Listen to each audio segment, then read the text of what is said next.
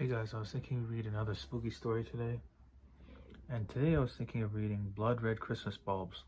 Since it's getting closer to Christmas, I thought of reading something that was spooky and Christmas-like. So this story is on page 116 of Slightly Spooky Stories, Short Stories, Volume 1. I'll go to page 116 now. I guess we can mark that off our list since we're gonna read it.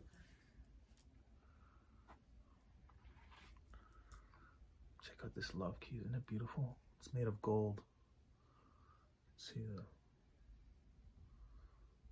I got this from a place online. Gold love key. It's my it's one of my keys I keep for good luck. I don't think any woman's gonna take this from me. But if I ever fall in love in real life, well, online counts too, but I mean, if it's someone I know in real life that actually want to be with forever, then I'll give them the key. Okay.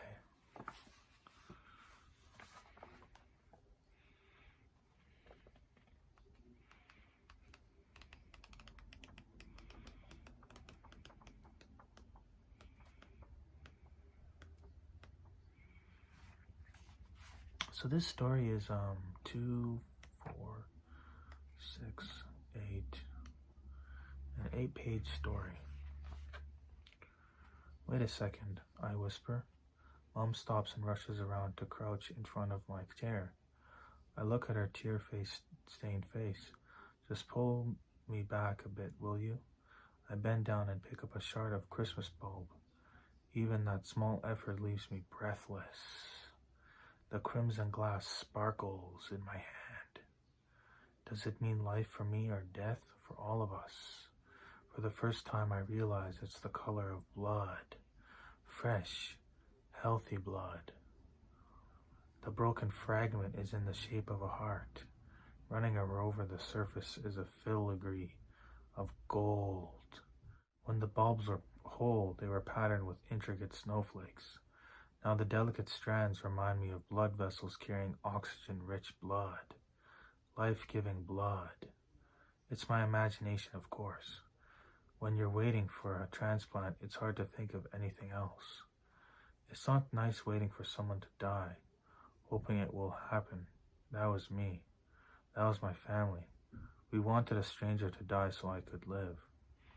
Mom decided to make a big deal of Christmas. All the family happy together. I wish she wouldn't. Really, really wish she wouldn't. I just knew something would go wrong. Maybe it was because I knew it might be the last. Mine, or maybe Grandma's. What would you like to eat, love? Traditional or something else? Mom asked. I wasn't bothered. Doing nothing but sit in a wheelchair didn't give me much of an appetite. Mom looked hurt at my lack of enthusiasm, so I pretended an interest in turkey and sprouts. Mom's the sort who buys cranberry sauce in October just in case the shops run out. Tell you the truth, once it settled, I started looking forward to the sort of Christmas I'd enjoyed when I was a kid. I asked for a real tree to set off Grandma's heirloom Christmas bulbs. Pretty, delicate, and a proper Christmassy red. At first, everything seemed fine. Grandma was happy to be escaping the home for a few days to stay with us. My kid, brother Heath, agreed to spend time with us instead of being constantly around at his girlfriend's. Mom didn't have a meltdown over menu plans, and Dad got out of being on call for the garage. Mom decided not to finish decorating the tree until Grandma was there. She had some idea of all of us putting on a bulb at the same time. How's that going to work? I'd asked. There will only be 5 of us. It wasn't until the words were out that I remembered there were only 5 bulbs left. Uncle Jimmy had smashed one, just the day before the motorcycle accident which killed him. I shivered at the memory. Uncle Jimmy had been larking about, so often did. He pretended he was going to juggle the bulbs as he removed them from the tree on the 12th night. Grandma had yelled at him not to be so stupid. One fell from his fingers and smashed. The following day, his motorcycle skidded on a patch of ice. He died on the way to the hospital. Not long after that, Grandma had gone into a home. Most of her stuff was sold or given away. A few nice things, including the bulbs, she gave to Mom. Keep them safe. Promise me? Even at the time, I thought it odd she'd seem so much more concerned with their safety than with the fate of her other things. She's a bit superstitious, Mom said. That satisfied me then, but as we prepared for Christmas, I wondered. Grandma hadn't been nearly so worried about the huge mirror she and Granddad had as a wedding present. My suspicions grew stronger when Grandma was told about the plan to put up with the red bulbs. I think it would be safer to keep them where they are. She looked pale as me. They're here, Mom said and showed Grandma the box. They're so pretty, Grandma, I said persuasively as I could. It seems a shame not to use them. Well, as they're out already, Grandma conceded. She took the box herself and gently removed a bulb which she gave to Mom. Once it was on the tree, she took another which offered to my brother. I'm not quite sure how, but it fell. Sorry, Grandma, Keith said. No, you didn't drop it.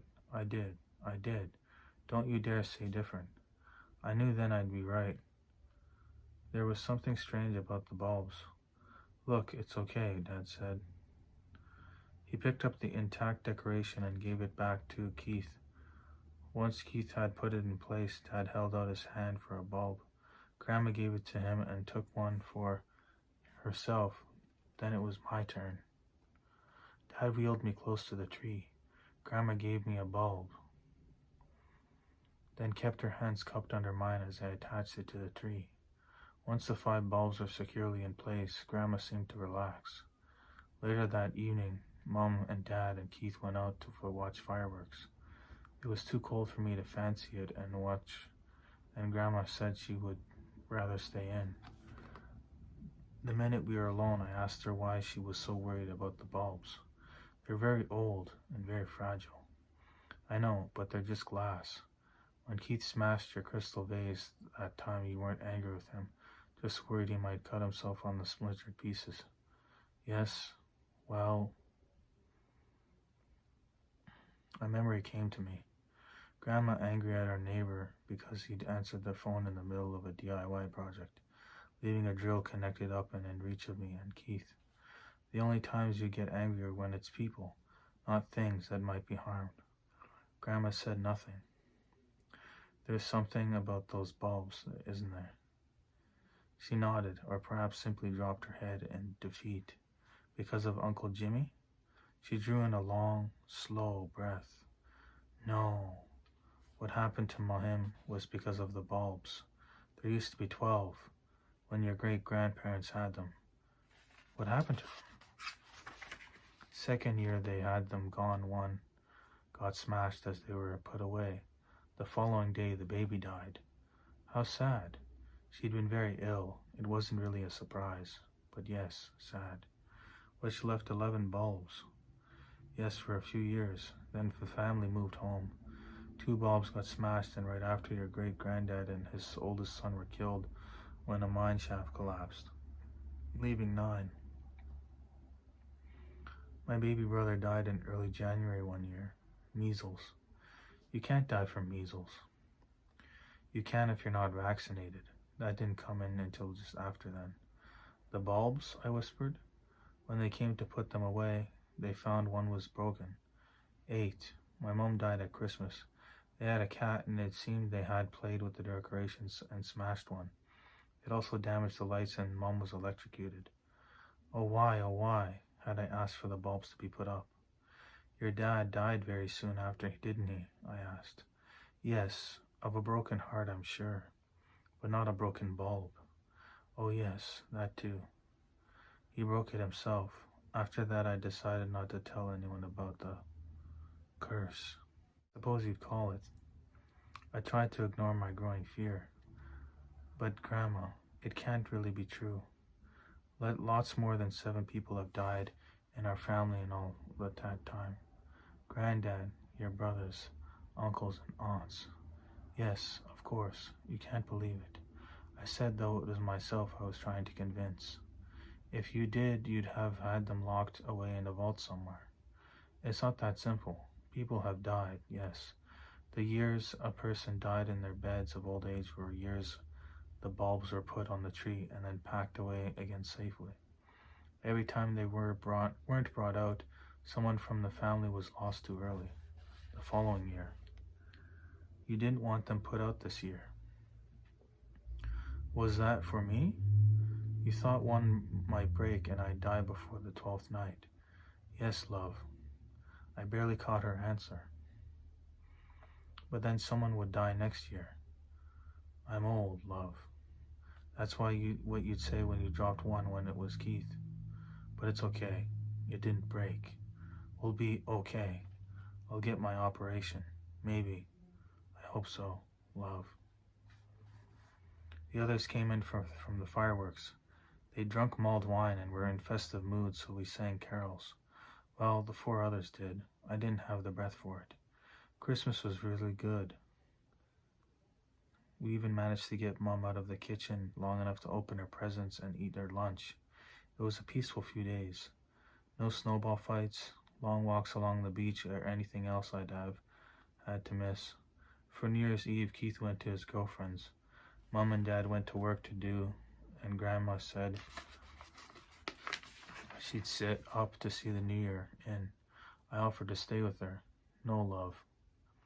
Look, you're nearly asleep now. You let me help you into bed.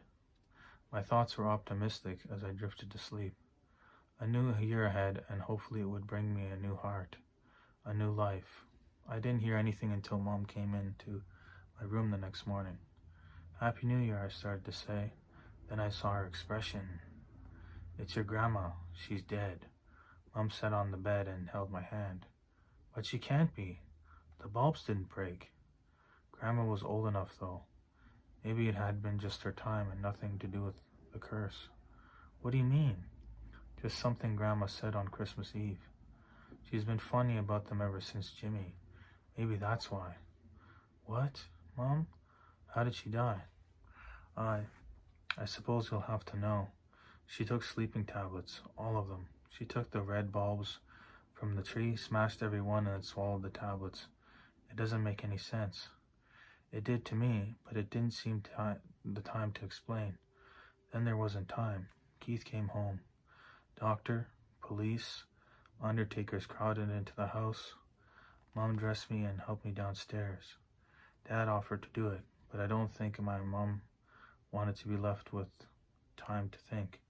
That was left of me. 5 smashed bulbs, 1 member of a family dead. Was that the end of the curse? Once the officials and the grandma's body were gone, the house fell quiet. When the phone rang, we all jumped, but no one seemed to want to answer it. It'll be okay, I said. We're all safe at home. It couldn't be bad news about one of us. It wasn't. The hospital had heart. Could I go in straight away? Dad rushed out to scrape the ice off the jar.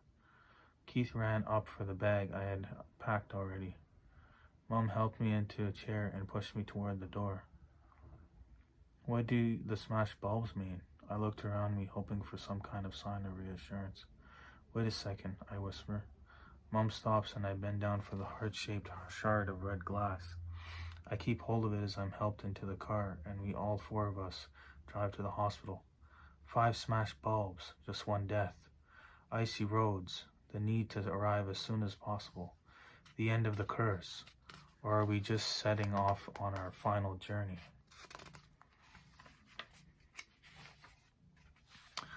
So that concludes our story of the Christmas bulbs, or blood red Christmas bulbs, I should say. And yeah, thank you so much for listening to my spooky story. I hope you guys find health, wealth, and prosperity and good fortune in your future. I hope you conquer all the obstacles you have ahead of you in life, and I hope you find plenty of happiness, and of course after that, deep contentment. So thank you so much. I hope you have a wonderful day. I believe in you. Hello everybody. Today I'm going to read you a story. Spooky story, slightly spooky. We're gonna read Predictions at the Pictures. Page 69.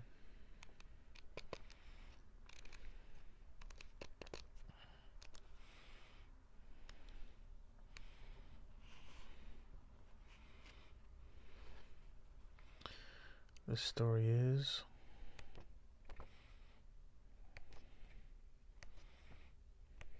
seven pages long.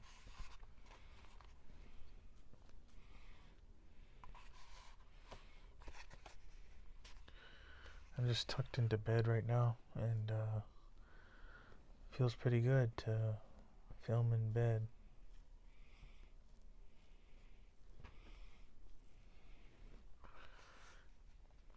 Predictions at the Pictures. I wish I'd known about Liz's sixth sense before my job interview. I wouldn't have been so nervous then. She was the one who'd let me in and taken me to the manager's office. We chatted on the way. I look forward to working with you, she said after knocking on my door. She knew our guest. I suppose you'd say, if you're as skeptical as I was then, that I'd get the job. Although she was right, I didn't immediately think much of her predicting that we'd work together. My friends say I'm gullible, but it's not true. In the local cinema, that's where our jobs are. Mine and Liz's and 5 others. I sell tickets and ice creams, or show people to seats, or even vacuum the floors. Might not sound like much, but jobs are few and far between around here, and there are perks. I can watch any films I like for free when I'm not working and bring friends and family, as long as it's not too many of them or too often. Nice place it is. Still owned by the same family who opened it back in the 30s. It's Art Deco, apparently. Some people come to see the building more than the films. Sometimes they want to do that, but there's nothing showing, and take pictures. Boss said they can do as they like as long as they pay to come in and don't spill nothing on the seats. We asked Liz if they're likely to make a mess. One of the others said, and a few of them laughed. Liz always said they wouldn't. They didn't. But there's not much in that. Photographing and making notes about the staircase handrail and the tiles in the lave seems weird to me, but the people doing it are always tidy. Once, as I was going home, Liz suggested I borrow an umbrella from lost property. I didn't take much notice. There was hardly a cloud in the sky. It didn't rain, but the council were cleaning graffiti off a wall. If I had a brolly, I could have dashed by without getting soaked by spray from the high-pressure water jets. As it was, I had to go home the long way and had blisters on my heels before I was there. When she suggested the same thing after that, I always took one. I always ended up using it. I wasn't the only one who took her advice, but the others claimed it was because they'd heard the weather forecast. One day, not long after I'd started, the film being shown of what was a romance. A couple in, well, lots of couples there weren't married. Leastways not to each other. The other girls rolled their eyes. Here she goes again. They waved their fingers in what I suppose was supposed to be a witchy kind of way and said, "It's a sign." There's a sci-fi next week. She'll probably point out some strange-looking customer and say he's an alien. Don't be daft, Liz said. It's not a sign of anything. I'm just saying they're not married is all. I hope she was wrong in her assumption that the couple were up to no good. I'm a romantic, and he looked charming. Tall, dark, and handsome, the works. Not that he'd have looked a little mousy, me, but I wanted to believe there were women out here happily settled with just such a man. It somehow would make my own chances seem better. She was right, though, Liz. He came back 2 days later with a different woman. He looked more smarmy than charming the second time. One of the girls announced she was pregnant. There was a lot of excited congratulations, but one or two people seemed especially pleased that Liz, with her special powers, hadn't guessed. Guess what? Liz asked. Coming in at the end of this, I'm pregnant. You didn't guess, Liz, so she won't be naming it after you. No, neither boy would thank you for calling him Elizabeth. They laughed then, pleased she'd taken their teasing so well. When the sci-fi film ran, Liz didn't suggest any of the clients were from another planet, but I did see one who seemed out of this world. Not so obviously good-looking as the love cheat, I suppose, but there was something about him which appealed to me. See, I don't learn. Or to put a more positive spin on it, I don't let one little setback put me off. There was no romance up on the screen, but that didn't mean I couldn't daydream about staring in my own. Did it? Liz hadn't learned to keep her observations to herself, though, and said, That young man is going to lose something. That set the others off with their gypsy impressions again. Still, she was proved right when he came back the next night for his dropped pen. Luckily, I got to speak to him and asked him to fill in one of the lost property claim forms. Usually we wouldn't bother for a piano bureau.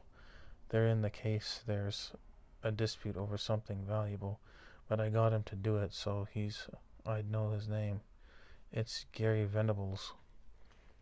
I got to know his phone number and address too, but made a point of not remembering them so I wasn't tempted to hang about where he lived in case I bumped into him.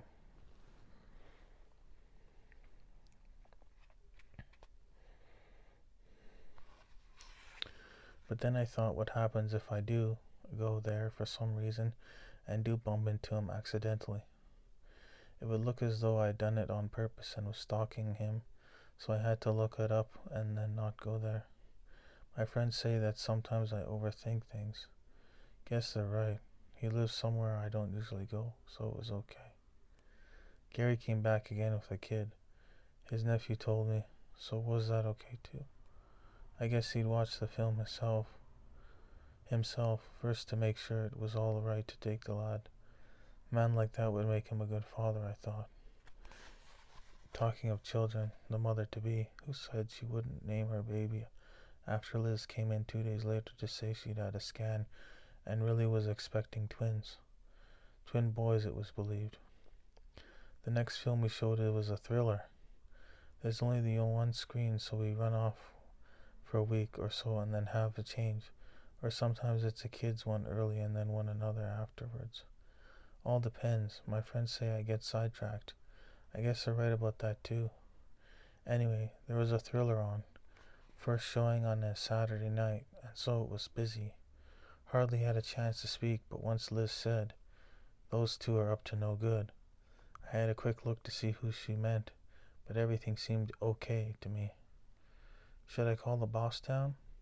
I asked her. If there's any trouble, which there hardly ever is, we're supposed to let him know.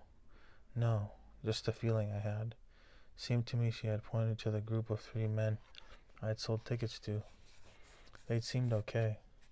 Maybe they'd been drinking, but they were quiet with it, so I hadn't been bothered. The key was getting impatient, so I got on with the job. Liz's words were forgotten in the excitement which followed him to the film. No, not excitement. You think a dead body would cause some, but it didn't. A dull kind of shock was more like it. Most of the public had left, and a few of us ushered the rest out while someone called an ambulance. Even though it seemed unlikely they could do anything, Liz said they couldn't anyway. I suppose someone else got a hold of the boss and he called the police. They soon arrived, and the ambulance people. The body was taken out in one of those black bags like you see on the news. Horrible it was. Not even the sight of Gary Venables cheered me up. Well, it might have done it hadn't turned out he was a police detective. I don't mean I don't like the police, but he said he thought the man had been murdered. That wasn't cheery. We all had to give statements. Gary was nice about it, and so were the other police, but it's all a bit of a blur, to be honest.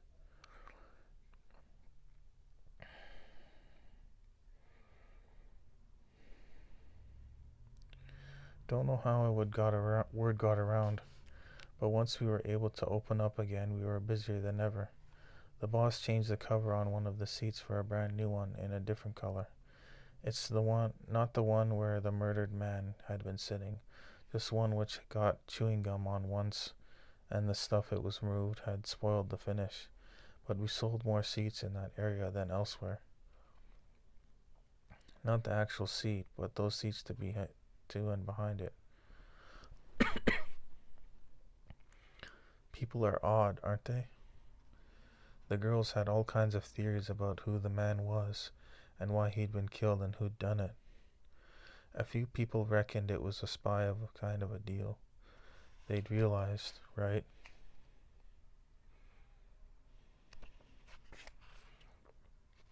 After he told us, Gary was a policeman. They knew he'd been into the cinema several times and reckoned he'd been stalking it out. Liz didn't think so. I was glad. I didn't like the thought of him being involved in anything dangerous.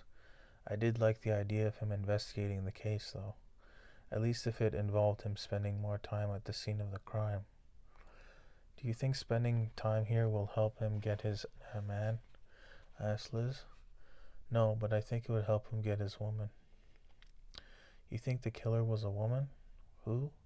The others started asking.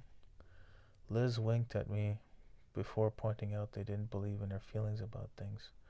I did by then. She sees things other people don't.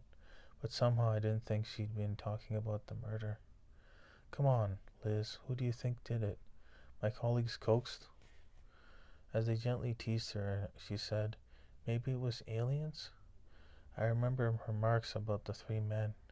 To be honest, I don't think that had any bearing on the case, but Gary had asked us to contact him if we remembered anything at all, however trivial it might seem, and I did want to contact him. He was a lovely voice. He said he'd come right over, which was even better than having him at the end of the phone.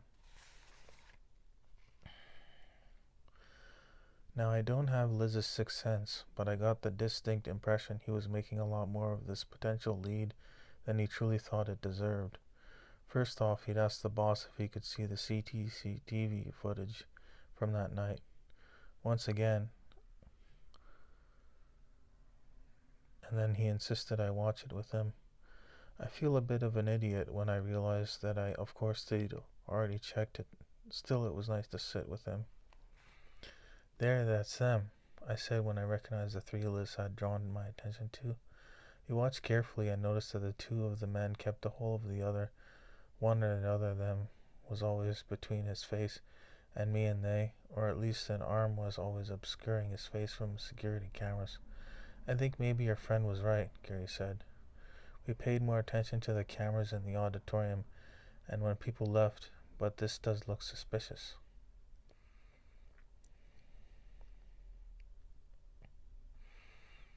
The tape was shown to other police forces, and soon another officer recognized the men, and the crime was solved.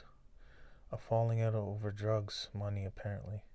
The victim as bad as his killers. But I'm not telling his story. I'm telling mine. Mine and Gary's. You see, Liz was right, and he did this to get his woman. Me. She'd been right along. Before that, though. I knew because I asked him if he'd really been stalking out the cinema. In a way, you see, the first time I came here I lost something. He had, just as Liz said he would, your pen. He shook his head. I dropped it deliberately as an excuse to come back and speak to you. What I really lost was my heart. We could all see it coming. The others said what I told them. We were seeing each other. I don't believe them. Like I said, I'm not completely gullible.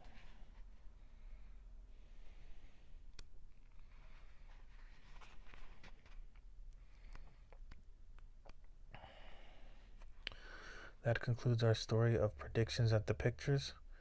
Thank you so much for listening to this slightly spooky story. I hope you have a wonderful night, and I hope you go easy on yourself and you really love yourself and other people, and you recognize your own faults before looking at all the faults in others. And yeah, have a wonderful night. I believe in you. Hey guys, today I'm bringing to you another spooky story.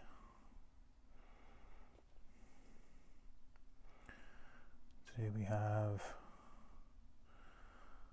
about a few more spooky stories on volume 1. Oh, yes, a few more, yeah. Let's read Lucille, 76.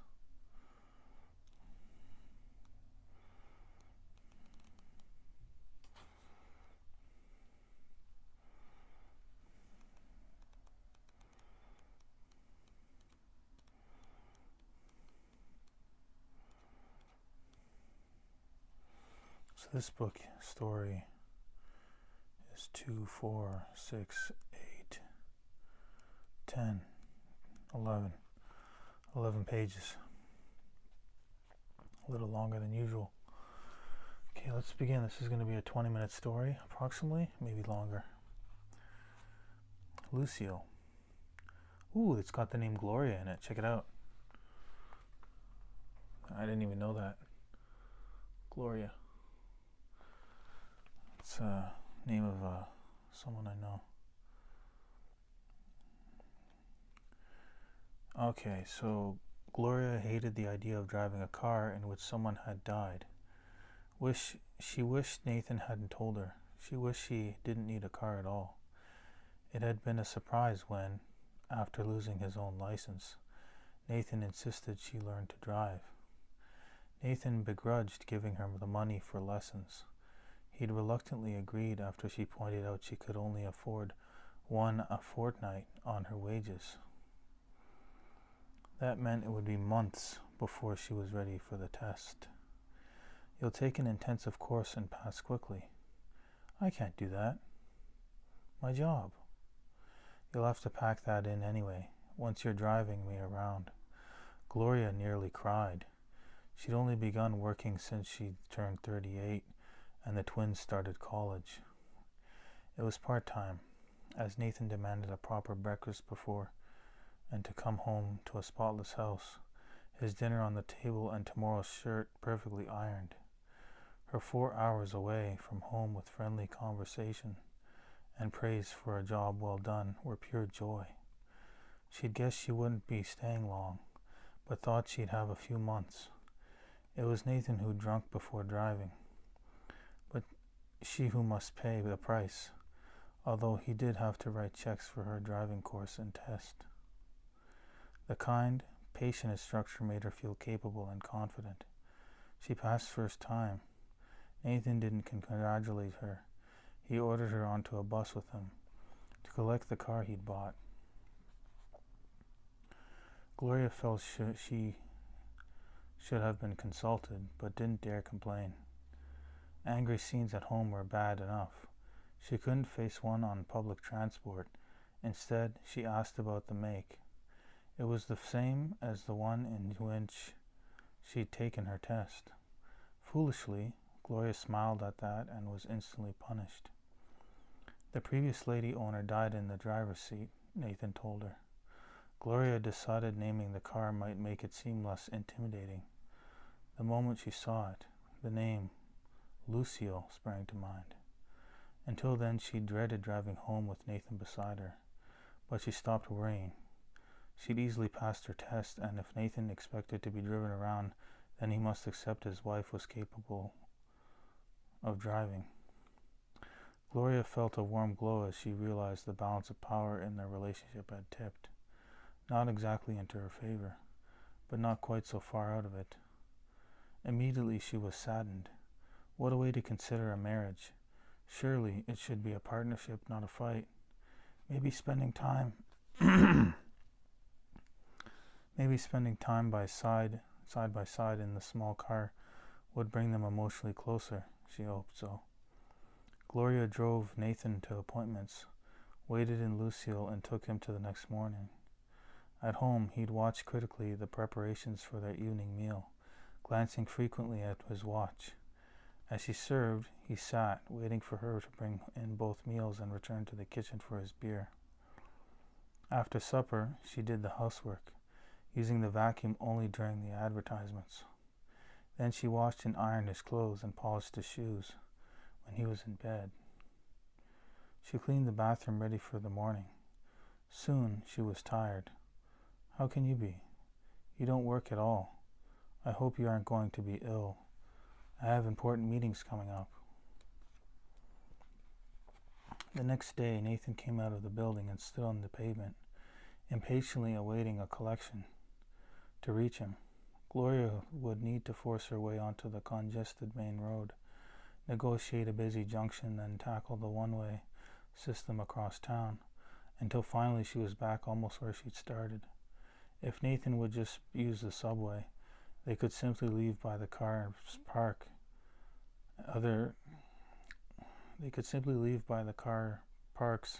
other exit and be on their way, with no need to break the speed limit in order to be on time for the next appointment. The car wouldn't start. She tried several times, but there was nothing. Lucille had fuel. The lights and radio worked, so there was no problem with the battery. She opened the bonnet, but could see nothing obviously wrong. "What are you messing about at?" Nathan demanded. "You should be watching out for me, not poking about in there. If anyone had seen me waving to you and being ignored, I'd have looked very unprofessional. As it was, I had the presence of mind to use the subway. You'll have to get this suit clean now. You know how these places smell?" Gloria had not noticed a smell, but kept quiet and turned the key again. The car started. Later that morning, whilst waiting for Nathan, Gloria spotted a young man staring at her. He was extremely pale and looked as though he might faint. Gloria cautiously wound down her window and asked if he was okay. Sorry, that was my mother's car. It was a shock to see it." Gloria insisted he join her for a cup of tea. He wouldn't allow her to buy a drink, but said he welcomed the chance to sit and chat while she drank hers. When he spoke about his mother, he seemed no more than a child. His dad had been a bully, he told her, as his mother never complained. No one realized how unhappy she was. She used to go for long drives in the car to get away from them. The day she died, she'd said she didn't feel well and needed to go to the hospital. He took no notice and she got into the car to drive it herself. She didn't get far before she pulled over. After 5 hours, he wondered where she was and found her dead at the wheel. "I'm so sorry," Gloria said. The young man shrugged. "I'm glad you've got the car now. Mother loved driving. It allowed her to escape him and visit me each week. Mom would be pleased to know it's been used as something other than a means of escape." Gloria couldn't tell him that driving the car prevented her own means of escape. Instead, she pretended she visited her children and went to the gardens. "Mother loved flowers. She used to bring them to me. It sounds as though you were very close." "Oh yes, she told me everything." That must have been a great comfort to her. He left, seemingly happier. Gloria returned to the car as Nathan left the building opposite. 2 hours she waited, and at least today she had a chat and a cup of tea. Usually her time was completely wasted. It would be a good idea to bring a book. She wondered if her words to the young man could become true. A quick check of her map as Nathan waited at the crossing revealed that his next appointment was near a public garden. She could drop him off, look round, and collect him later. Gloria wouldn't allow herself to become the second owner of Lucille to be bullied into unhappiness. After reaching the correct street and searching for parking space, she asked how long he could be. "As long as it takes." "Nathan, you must know how long you are likely to be." "What difference does it make? You'll have to wait however long I am, unless you've got something better to do." "I thought I'd go look at a garden, and there's more important than ensuring I'd reach my next appointment." "You must have forgotten who makes the money for your food and the roof over your head." "No, I haven't forgotten. I'll be here to collect you right on time, if you can just bring yourself to tell me what that time was." "Why, you cheeky," Nathan screeched. "No, Nathan, don't yell at me." Gloria shouted, surprising them both. As you can't decide how long you'll be, I'll be back in an hour and a half. Now get going, or you'll be late. I don't know what's gotten into you, he said, although with less anger than he frequently used toward her. Gloria didn't know either. She was shaking as she locked Lucille outside the garden. The quiet green space comforted her. She walked for half an hour, enjoying the scent of the flowers and the feel of soft grass under her feet, before sitting on a bench in a sunny spot. The warmth and scent of the flowers reminded her of another park. Gloria and Nathan used to eat their lunch together whenever it had been sunny. There had been a lot of sunny days, and sometimes they'd wandered away from the crowds in search of shade. Hand in hand, they'd sought out a private spot to kiss and cuddle. In the evenings, they'd rush home to finish what they'd started in the lunch break. A giggle interrupted her thoughts.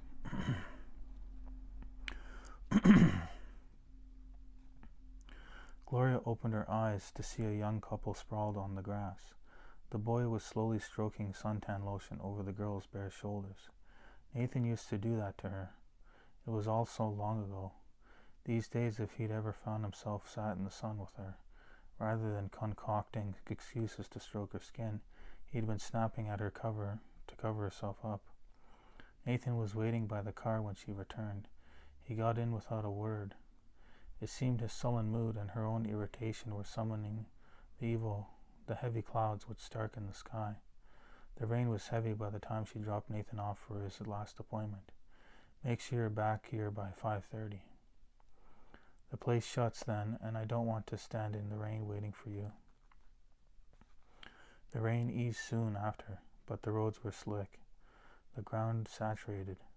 Gloria decided it wasn't a good time to explore. At 5, she began driving slowly past the building, glancing into the lobby on each occasion, hoping Nathan would be finished and they could go home. He didn't appear until exactly 5:30. Gloria drove up gently, applied the brake.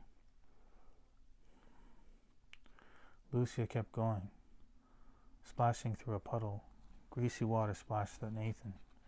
She braked again, and the car stopped 50 yards ahead of Nathan. He wrenched open the door. What are you playing at? Look at my suit. Gloria looked. Oh yes, you were right. It does need cleaning. On Saturday, Gloria borrowed a book from the library and looked up free entry gardens near Nathan's business appointments. She visited several over the next few days.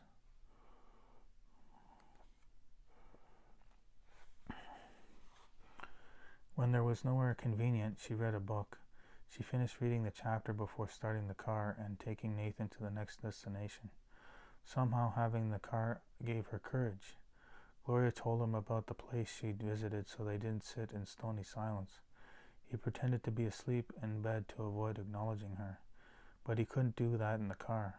Occasionally he forgot to communicate only in grunts, and they had a proper conversation. She refused to drive Nathan to the pub or collect alcohol for him when doing the shopping.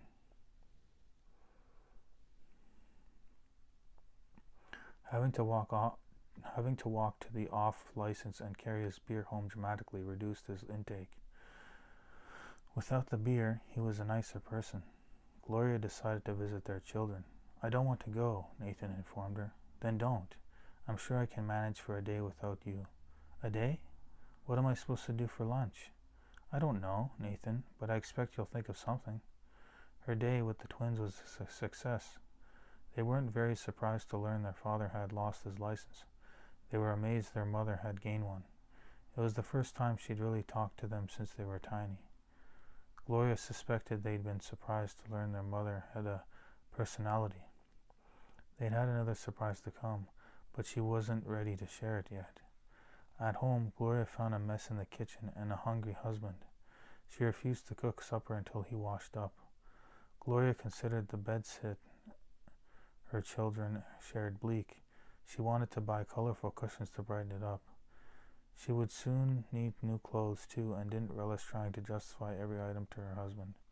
Driving home one day, she asked Nathan to provide her with a small allowance. You want money? You'll have to earn it. That's what I was doing before I became your chauffeur. She almost shouted in frustration. Instead, she calmly stated, I earn it by cooking, cleaning and washing for you and by driving you around. If you don't think I deserve a few pounds to buy myself clothes or gifts for the children, then I'll stop doing all those things and get another job. You can't. You're my wife and you've got responsibilities. And you're my husband, so do you. The moment they arrived, Nathan got out of his car. Slamming Lucille's door, Gloria drove away. It wasn't long before tears blurred her vision. She pulled over and leaned sobbing on the steering wheel. What am I going to do, Lucille? I can't continue like this.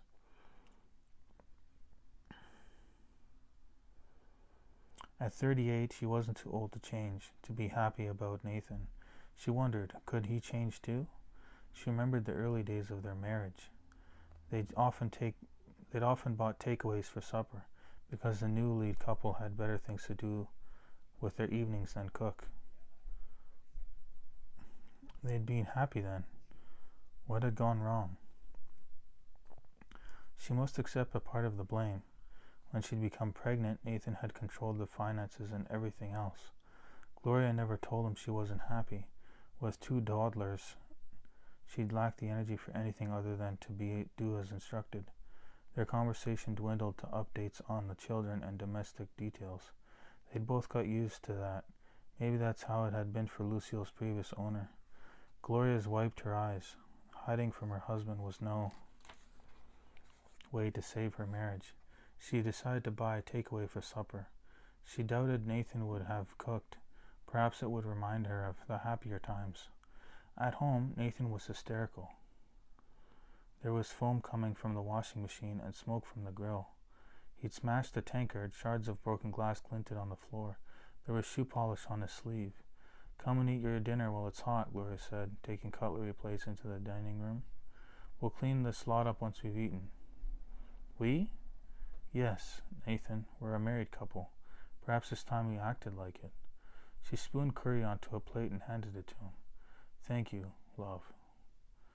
She was so startled she almost dropped the plate. It seemed she was right. There was a chance for them. I've taken you for granted, haven't I? He asked. You have, and I've acted like a discontented servant. Not anymore. No, not anymore. Gloria, the microwave still works, doesn't it? Yes, why? Nathan pushed his plate away and stood up. We could heat up this later. He made the suggestion and walked towards her and put a hand on her shoulder. You seem a bit tense.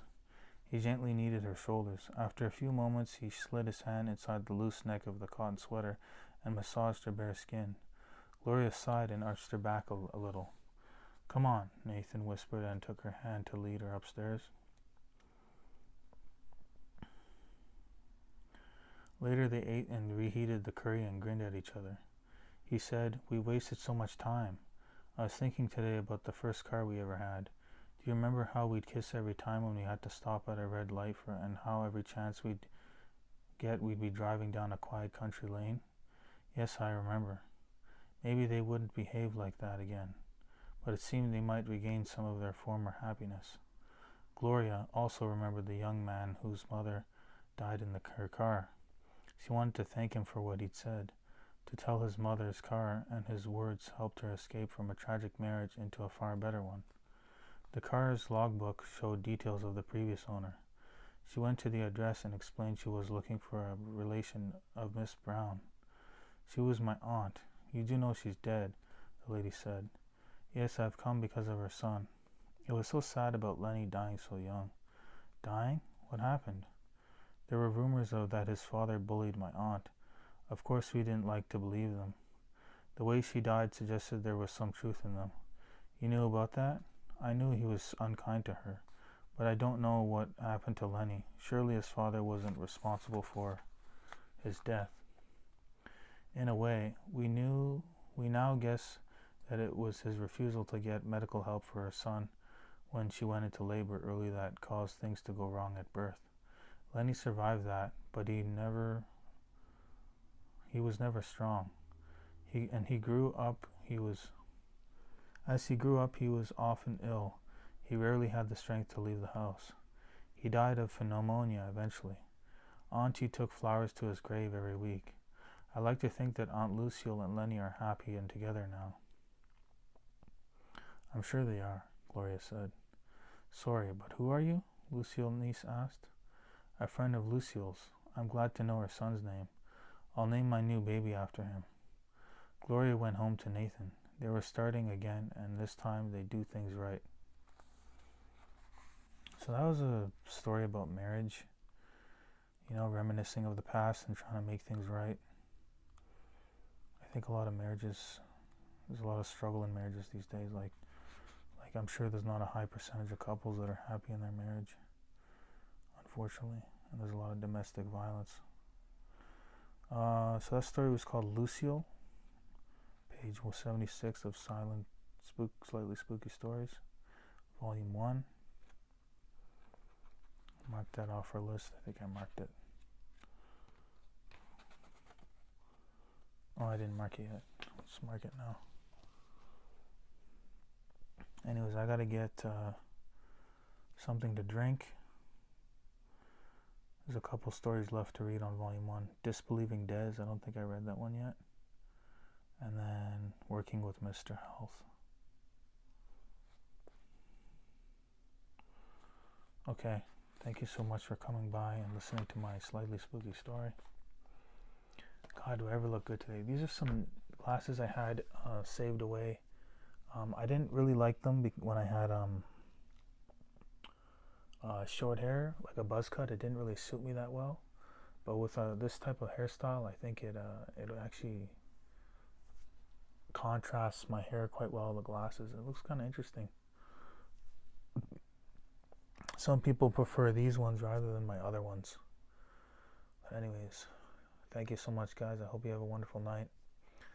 I hope you, again, conquer any obstacles in your path and have the better life that you wish for. Alright, you guys take care. Hey guys, today we're going to read a spooky story. First, I gotta get my tea and see if it's still too hot. Oh, it's just the right temperature.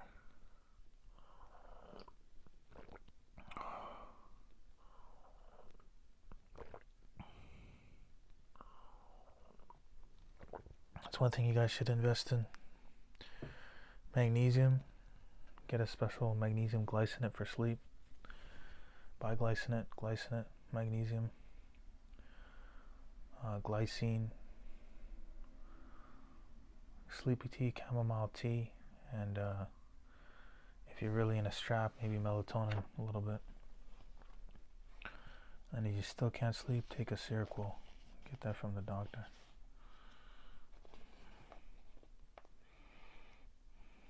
Yeah. Exercise too during the day, tire you out during the night. So I think the last two stories we have are Working with Mr. Health and Disbelieving Des. Let's go for Disbelieving Des. Let's see how long this story is. Page 65. Then we'll have one story left. I think it's 4 pages because I remember another story started at 69. Disbelieving Des. 1, 2, 3. Yeah, it's 4 pages. 1, yeah. 2, 3, 4. Yeah, so it's a short story today. It's not going to be very long. I had some honey coat my throat, so hopefully I don't feel dry when I'm speaking.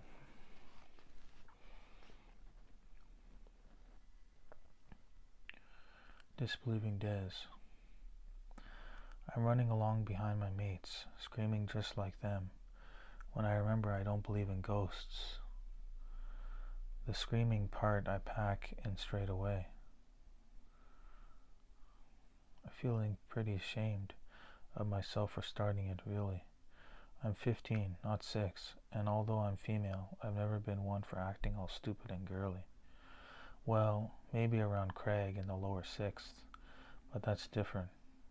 Spiders don't scare me, and I won't wear clothes I hate just being they're fashionable. Oh, sorry, I won't wear clothes I hate just because they're fashionable. I'm not totally gullible, you see. Unlike Mom. It takes me a bit longer to stop rushing after Sheila and Rose. Just because there's no such thing as ghosts doesn't mean I want to be out in the dark in a strange place on my own. Tell you the truth, it's sort of creepy and I feel kind of lightheaded. Maybe all the running around and screaming starved my brain of oxygen. Where am I anyway? Nothing, except for my mates up ahead look familiar. I don't believe I've been here before.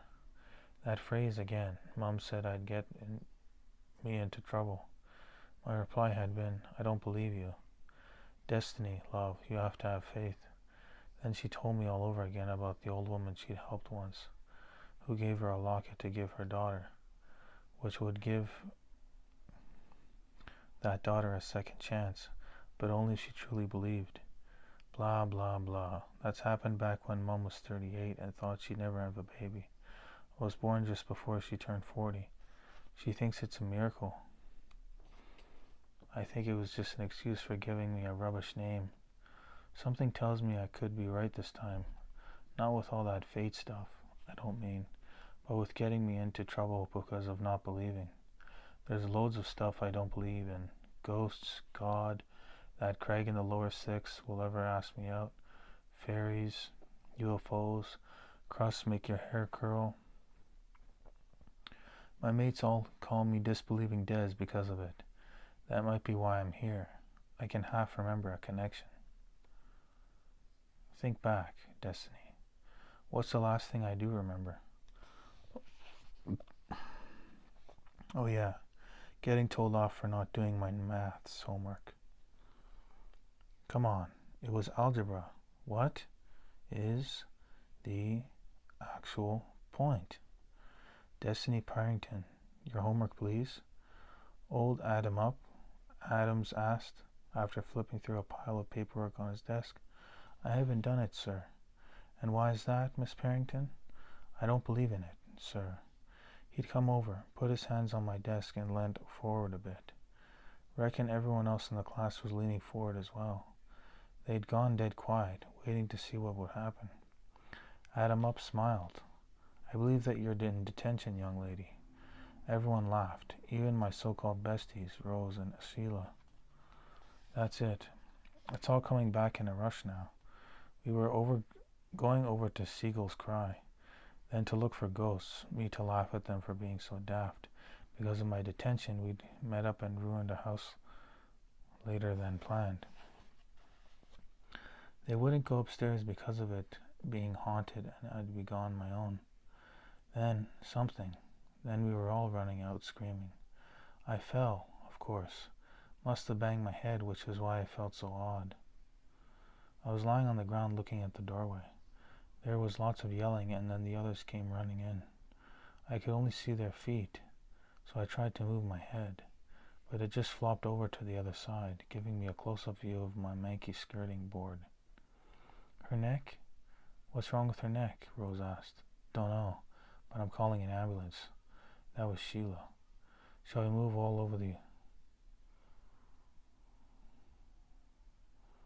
Shall we move all the stuff of her? Better not. We might make things worse. Worse than a broken neck? By then I was wondering what stuff was on me. I tried to push against it and found myself standing on my feet. They screamed and ran out the back. It took me longer, but I followed. That's why I don't recognize anything. I've never been around the back of the house before. I returned to the house. Footsteps follow. The others must have realized how stupid they were being and come back to check I'm okay. But I'm not. That's me on the floor. Broken neck, huge pile of rotten wood on top of her. Everything is gray and dusty. Her clothes, her skin, hair, mine, me. There's something gleaming in amongst the dust. My locket. Inside, so I've always been told, is my second chance. That doesn't sound likely until I consider the alternative. That my body is lying dead on the floor and I'm a ghost. Can't be. I don't believe in ghosts. Second chances? Adam up let me do my homework during detention and he explained those equations all over. Again. I understood them now. Then on my way to school I heard someone call my name. It was Craig. He'd been at rugby practice. Fancy going for a burger, he asked. Yeah, but not today. I'm meeting my mates. We arranged it for Saturday, but I can't go if I'm dead. Oh, yes, I believe in second chances, truly believe.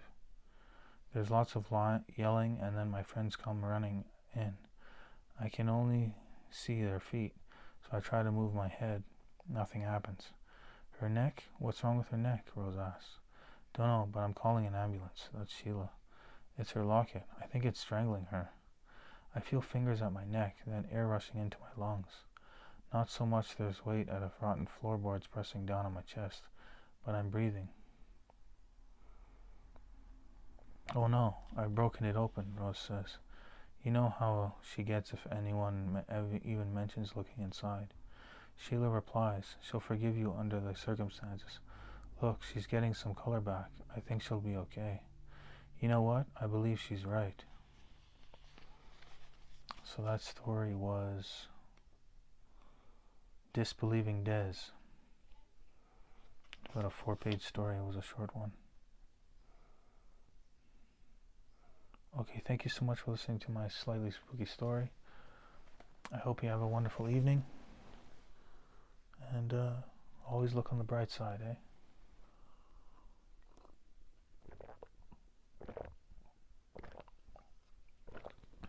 Have a good night.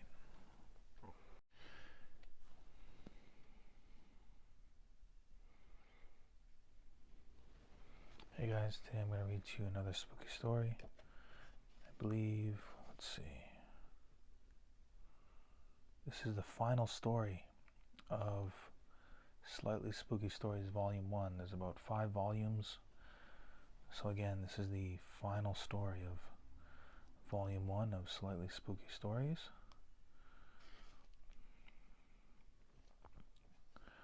Working with Mr. Health is the final one we'll be reading out of this volume, 132. I don't know how long this story is going to be.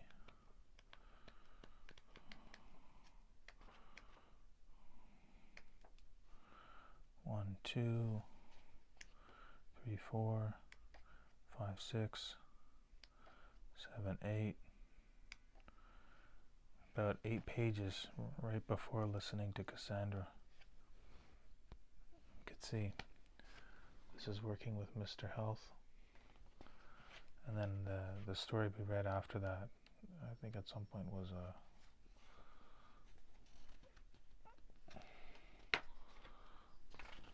listening to Cassandra. This is the one we're reading today, Working with Mr. Health. Alright, let's begin.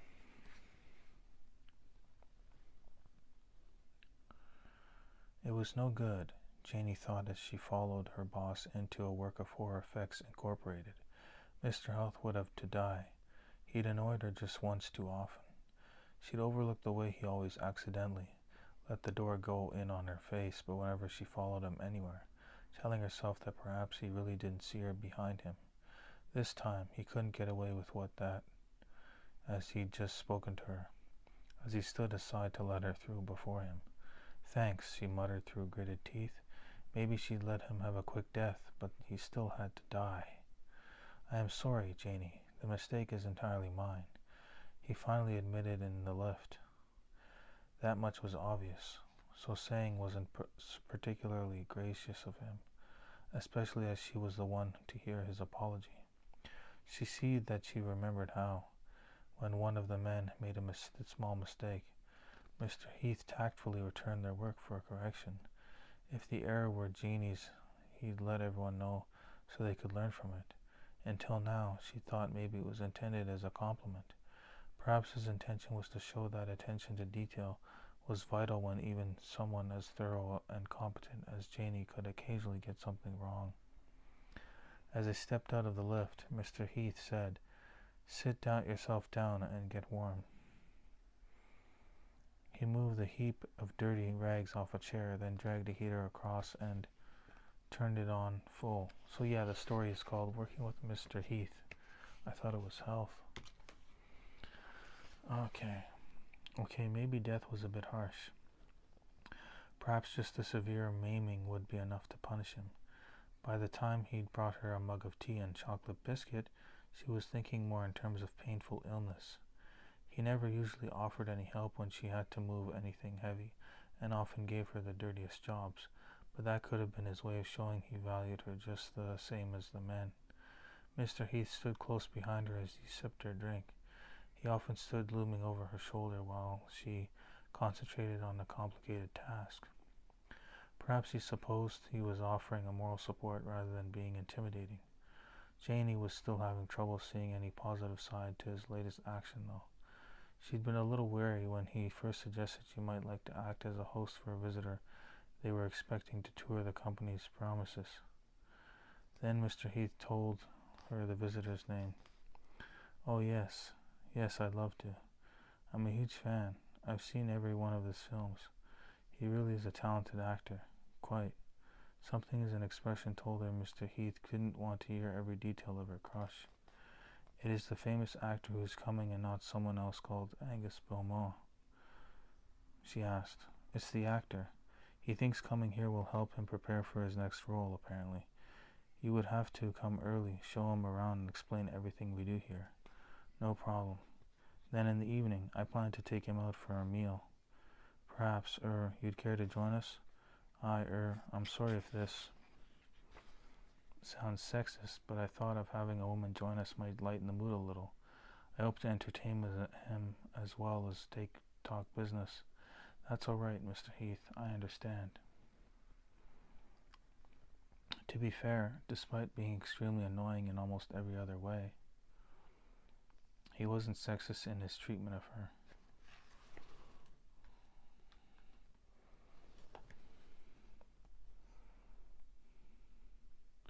He never called her darling as some of her colleagues did, and he never expected her to make some tea, often more than men did. In fact, he was very understanding about girly stuff. Once she'd been suffering menstrual cramps, he hadn't dismissed her discomfort. Instead, he sent her home to rest, advised she try hot water bottle, and suggested she see her doctor if she regularly suffered a lot of pain. She'd guessed his wife must appreciate such compassion. "I'm not married," he told her. "My sister used to suffer. Besides, if you're not feeling well, you can work properly." When she returned to work, she discovered he'd allowed the other men to think she had a stomach bug, and Mr. Heath assured her that if Janie needed time off work for any kind of treatment, that wouldn't be a problem. So she'd actually believed him when she said she could spend the day with her hero and would be treated to dinner in a fancy restaurant at Mr. Heath's expense. That afternoon, before she'd been so excited, she could hardly concentrate on her work. She switched her computer off just after 4:30 and was out the door dead at 5. Janie got up really early. She had to be at work an hour earlier than usual and wanted extra time to spend on her hair and makeup, but even so, she was awake long before her alarm rang. She had plenty of time to fret about the bags under her eyes as she waited outside work.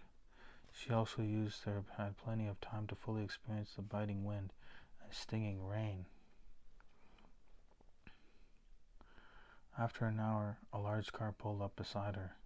The electric window glided down, wafting warm air into Janie's eager face. "What are you doing here so early?" Mr. Heath asked. Janie couldn't narrow her eyes, much more as she was already squinting against the cold, but she tried. "Oh no, you didn't know. The visit had been delayed until next week. Something to do with a film shoot overrunning." So Janie had followed him into the building, plotting his death. By the time she drank the tea and made her a painful, lingering death seemed a bit harsh. He did still deserve to be punished, though. She was still trying to think of something suitable when one of her colleagues mentioned voodoo dolls. Holy shit, what the fuck? That sounded perfect.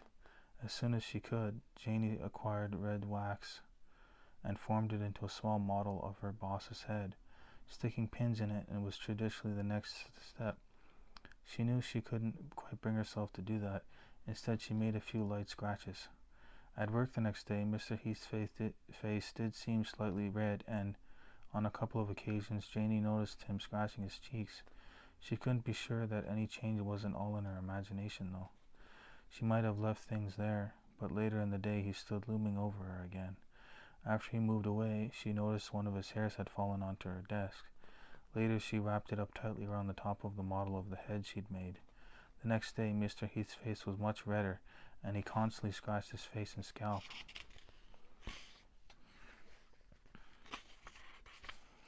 "Are you okay, Mr. Heath? You look a bit red," she said. "My skin is itchy. I think I might be reacting to my aftershave." "Could be." Janie had noticed he'd started using it recently, and an explanation seemed more likely that Janie having developed magical powers. Throughout the day, Mr. Heath became increasingly uncomfortable. His skin was almost the exact shade as the wax Janie had used on her model and where he'd been scratching. He had marks on his face corresponding with the scratches she'd made. It wasn't just Mr. Heath who was feeling uncomfortable. Janie needed to prove herself she wasn't responsible. When he was away from his desk, she grabbed her opportunity. His sweater was draped over his chair.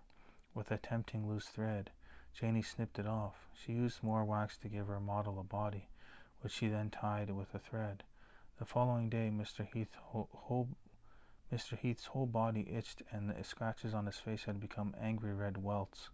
Remembering his compassion when she'd felt unwell, Janie went to speak to him. "I think you should visit your doctor as soon as possible. If you go now, you might get an emergency appointment." "But I have so much to do," he gestured to his desk. "I'll take care of it." "Thank you, Janie. I really appreciate your kindness."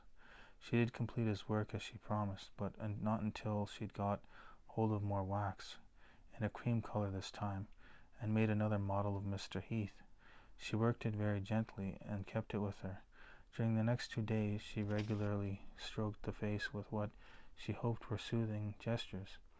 Strangely, as she did so, she began to feel affection for it and to think of her boss with fondness. He rang into work and asked if she'd received his email. She hadn't. Janie hated the way her boss and colleagues communicated electronically rather than walking across the office, so she rarely bothered to check the internal system. She logged in and discovered 2 unread messages. One was from last week to tell her the actor's visit had been delayed. Oh, good thing she hadn't killed Mr. Heath then. She'd have felt really guilty when she realized he had tried to let her know the change of plan. The second email was to tell her the visit was on again the following day. He was short of time, so no need to come in early. Actually, 10 will be fine. She still wasn't sure she trusted him, so she came in at her usual time. Mr. Heath was back at work and his face back to his normal healthy color. "I'm allergic to strawberries," he told her when she asked. "As long as I avoid those, I don't think I'll have any more trouble." "I'm sure you're right." She gently caressed the second model, which lay snug in her jacket pocket. Angus Beaumont arrived just after 10. He was perfectly charming to Janie, even if he did look at her bust more than her face. Up close he wasn't as handsome as on the television, and his teeth were an unpleasant color. Surely he could afford to have them fixed.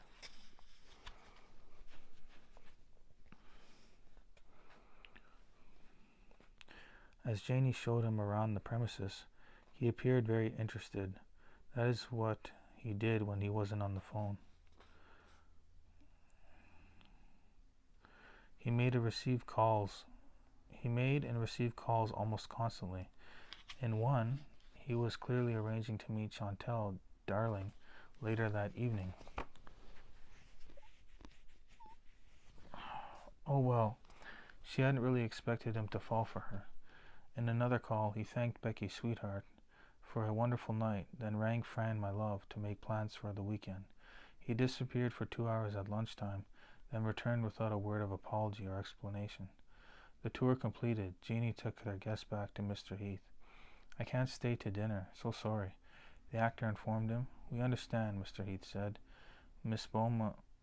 Beaumont, before you go, we'd like to give you a memento of your visit to Horror Effects Incorporated." "Oh, but that's wonderful," he said as he accepted the small box and removed a tiny wax figure. "Janie made it. She's our most talented prop designer," Mr. Heath said. "Oh, what a clever little thing you are, my dear. I hadn't realized you were one of the artists. You're so pretty. I thought you must be a PR or something.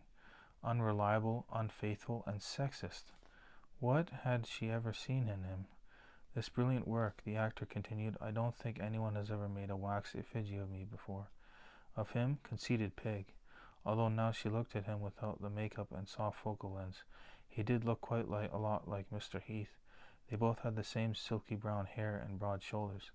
Angus said his goodbyes and left them assigned photos of himself. You did very well today, Janie. Thank you. Mr. Heath smiled, showing his lovely white teeth. Thank you, Mr. Heath. Call me Tim, please. Okay, Tim. Well, I'll be off then. Home then. Unless there's anything else you want me to do. No work, but the restaurant is already booked and I'll have to pay for the meal. Perhaps you'd like to ring your boyfriend and see if he would like to join you there? I don't have a boyfriend, Tim. Why don't you take your girlfriend out? I don't have one. They stood looking at each other. Janie's hand was in her jacket pocket. She could feel the wax of the second model becoming soft in her hand. Janie, I don't suppose, that is, would you care to come out to dinner with me this evening? Yes, I'd like that. Thank you. Can you hold on a minute, though? There's something I need to do first.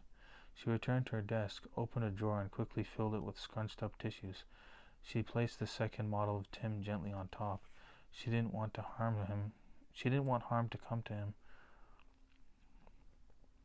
She didn't want harm to come to it or him. So that was an interesting story about, what was it called? Listening to Mr. Heath or something? Working with Mr. Heath. It's all about voodoo dolls and like influencing people through voodoo dolls, which I believe is completely hogwash. But you can influence people through the attention you give and the power of speech and body language and presence and physical touch. So you can definitely influence people that way. You don't want to take advantage of people, but you want to be a positive influence on people that you care about, right?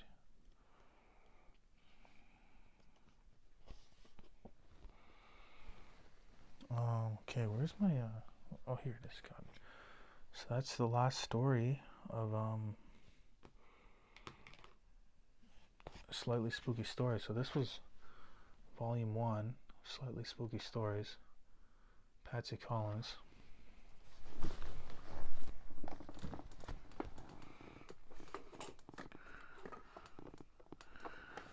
Next one we're going to read, we'll probably go through all these to get the books done quicker. We'll go through, this will be the next one we'll go through. Slightly Spooky Stories, Volume 2. How many have I read of this one? I've read a few. Oh, I don't think I've read any.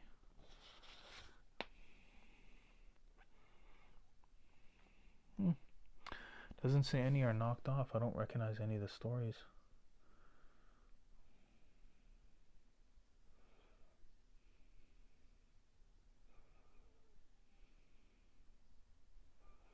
We can always reread a few stories anyway. It's not a big deal. Those are the stories on Volume 2, if you can read that. The ones that catch my attention are Facing the Music. Seems like a good one. Cannibal's Hymn seems really dark. Lost and Found. Enchanting. A Lucky Find. Baby Shoes. My Cottage Isn't Haunted. Dreaming of Seventh Heaven. That seems amazing. That's like the kissing in the closet type thing, right? Yeah, that seems like a good one to read as well. Dreaming of Seventh Heaven. Story's only a few pages. We could read this one as well. I'd like to read that one tonight too. Oh my God, you're not going to believe the name of this person in this book. Dreaming of Seventh Heaven. Look at the first name in this book. On this story. It's Donna. That's fucking crazy. All the fucking people. At first it was Gloria, VD's alternate account name, and then it was Donna. That's spooky, eh? How the names are crossing over. And then Wedding Guest. I just went to a wedding like a month ago. And then there was, what else was there? Listening to Cassandra. That was another story I read, and Cassandra was a person I was friends with on Discord. thought that was really interesting, the crossover, the parallels to be drawn between the people's names I came across in the books and the people I know in real life or online. Alright, thanks for listening to my story on working with Mr. Heath, voodoo doll story, and I'm probably going to read another one too tonight. It's midnight right now, so I hope you have a wonderful night, and always think of me and my storytelling. If you ever feel sad, I'll do my best to cheer you up. Okay, take care. Hey guys, today we're going to read a spooky story. So let's see what we got here. Facing the music. Enchanting sounds good. Lost and Found, a lucky find.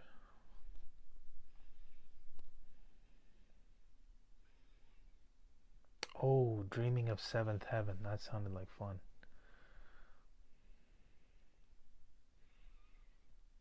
So it's either Dreaming of Seventh Heaven or Enchanting.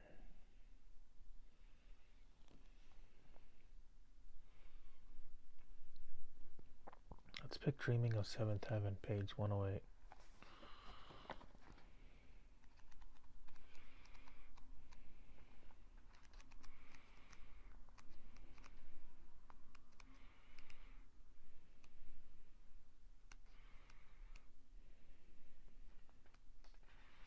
So this story is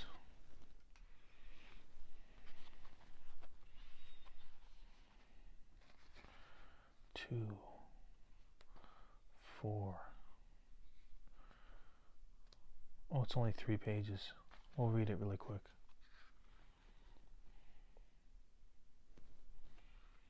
Need some lipstick, lip balm, whatever you call it. Okay.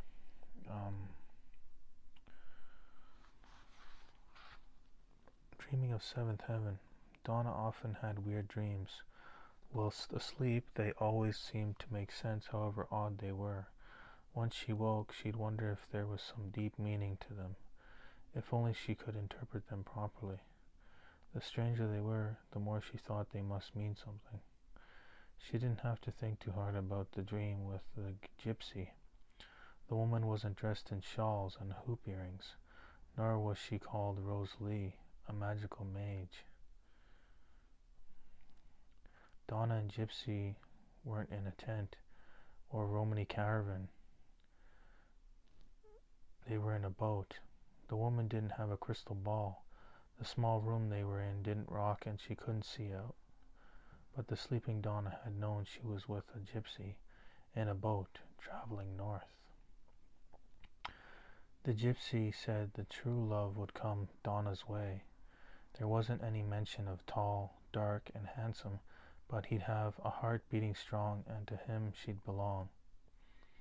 Donna would know when she had the right man, because of something to do with the number 7. Go with lucky 7, you'll always be in heaven, the gypsy said. Well, it was something like that. It was difficult for her to remember as she'd been asleep. It was all in rhymes, and she did remember that. Of course, Donna immediately decided the gypsy had been referring to Stefan. He said Donna was his girl, and she knew she made his heart beat faster. So it almost had to be honest. Donna didn't pay too much attention after the bit where she was told what she wanted to know. Even in dreams, we only hear what we want to. There was a warning, too. There was always a warning, isn't there? Near as she could remember it was, from all the 7 stay away. Something will surely part. Dumbly day. Then he'll break your heart. She missed most of it because she was dreaming about Stefan. Daydreaming whilst in a dream. How weird is that? Still, she was in love, or thought so anyway. In the morning, she remembered the bit about 7 in heaven. Donna decided that she must have misheard the warning, and it was 11 she had to stay away from. The gypsy must have meant Dave, she reasoned. He lived at number 11, and a while back she'd been out with him a couple of times. Stefan, that even sounded a bit like 7, and there's 7 letters in it, and he lived a number 7, and Donna met him in Seventh Heaven nightclub, and he was gorgeous. He proposed the day after her dream, at 7 minutes past 7 in the evening. He suggested they marry quickly, on the 7th of July. She'd only have known him 7 weeks by then. In normal circumstances, she would have worried about that, but because of the dream, she just took it as a sign. Talking of signing, she transferred all 7,000 pounds of her savings over to him. Why not? They'd soon be married, and they needed it as a deposit for a house. She hoped they'd live at number 7 and have 7 children, and a week before the wedding, she discovered the truth. Stefan, or whatever his name really was, had gone. So had her money, of course. It was no consolation that she wasn't the only one who'd been cheated. He had other fiancées. Holy shit, this is a bad story. I'm sorry, Donna. You've guessed it, 6 more fools had been taken in. That all happened almost a year ago. She was devastated. As you can imagine, Dave was very kind, much kinder than she deserved after she'd heartlessly dumped him for her lucky 7 man. But then, even an idiot like Donna had sussed out the warning to avoid all the 7s was supposed to make her see sense over Stefan. Maybe it was her subconscious warning her. Not once did Dave point out he knew how it felt to have a broken heart. He never told her she'd been stupid. He offered a shoulder to cry on. Eventually, she realized for herself how stupid she'd been.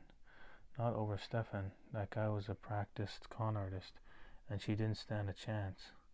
It was Dave she'd been stupid about. Why hadn't she seen what a wonderful man he was? Donna had the dream again. The gypsy repeated her warning. All the 7s would break her heart. That's what she'd said, or her subconscious had said, and she, or it, was right. Maybe the first part of the dream would come true, too. All she needed was the 1 7 to prove that Dave and she would be in heaven forever. Donna couldn't find one. Her birthday wasn't even the 7th. He wasn't a 7th child. He wasn't born under the 7th sign of the zodiac. The nearest she got was that he lived at number 11. If she added the 2 ones together and added it to her birthday, the 5th, that came to 7. She knew that wasn't a sign. Donna also knew she loved Dave. When he was proposed, she accepted. Donna thought she could work in a 7 somewhere. She was wrong about that. They got married on the 12th and had 2 bridesmaids. 3 tiers on the cake. Dave asked her to book 10 days leave for the honeymoon. The honeymoon was the sign. They traveled north to begin a boating trip. Donna recognized the cabin as the place from her dream where the gypsy had spoken to her. The gypsy had been right. Donna did feel as though they were in heaven as they sailed gently along the river Severn. So that was a weird story about this girl obsessing over numbers. And I guess she ended up marrying a man named Dave instead. And had a beautiful sailboat ride, so that's nice. So that was the story of Dreaming of 7th Heaven. So there's my pen. There it is. That's another one off the reading. If I can find it. There it is. Okay, thank you so much for listening to this slightly spooky story. Here's the cover book. Her name right there. Okay. You guys have a wonderful night. I'm probably going to read more stories tonight. It was a really short one, so best of luck in whatever endeavor you decide to go on. And yeah, take care. Hey guys, today we're going to read another spooky story. Look at the cover art on that.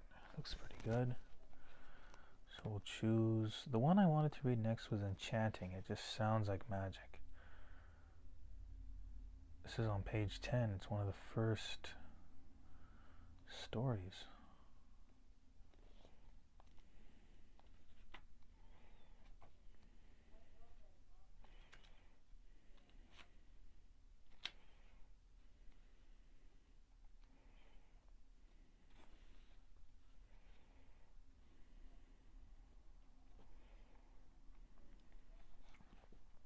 This story is 1, 2, 3, 4, 5-page story, so medium length for a short story. Okay.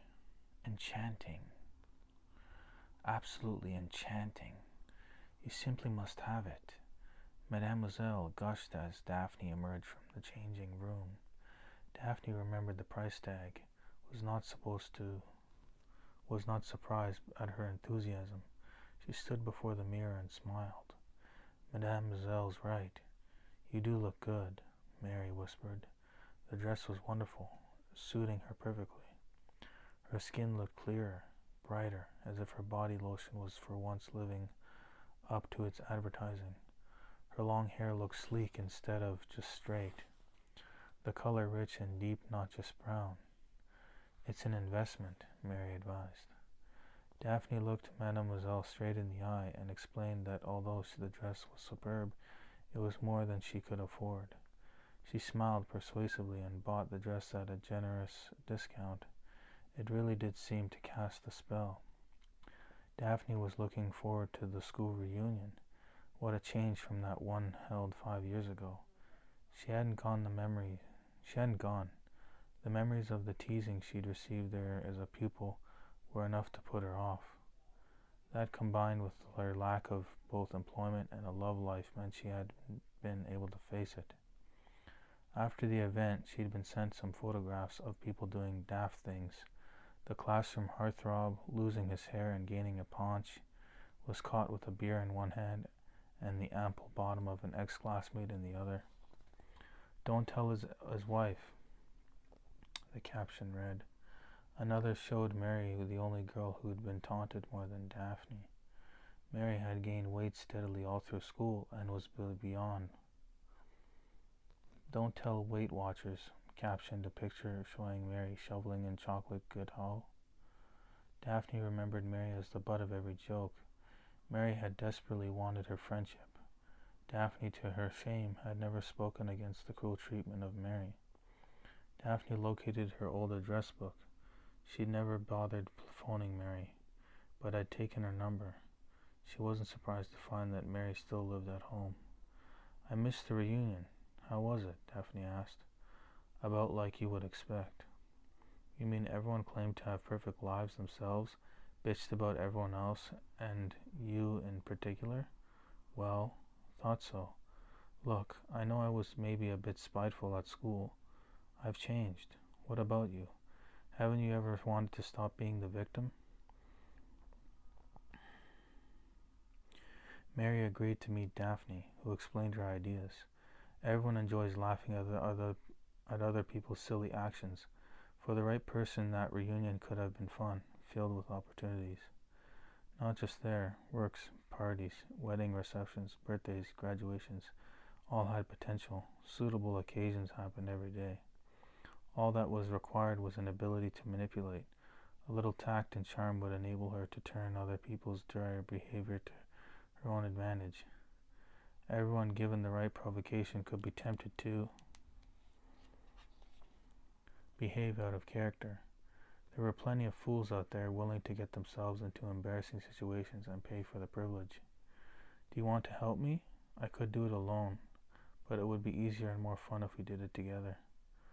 At first Mary was reluctant, but she looked at Daphne's eager face and agreed. I have nothing to lose, have I?